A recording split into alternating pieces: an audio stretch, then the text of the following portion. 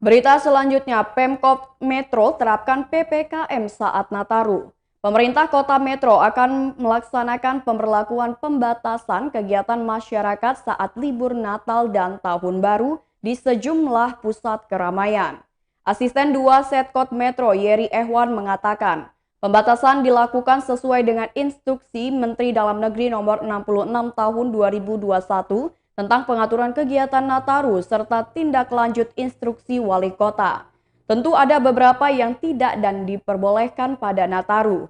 Seperti tidak ada kegiatan pada malam pergantian tahun, kemudian pembatasan operasional pada pusat-pusat keramaian.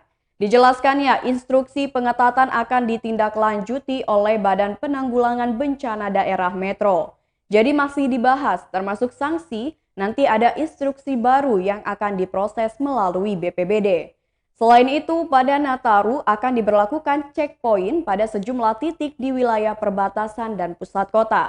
Seperti di Ganjar Agung Metro Barat, perbatasan Metro Timur dengan Pekalongan, dan Jalan Patimura Metro Utara. Nanti juga di Taman Merdeka ada pos pengamanan, terus ada pengalihan rekayasa lalu lintas untuk jalan yang mengarah ke Taman Merdeka dan Lapangan Samber, sehingga tidak ada keramaian di dua titik tersebut.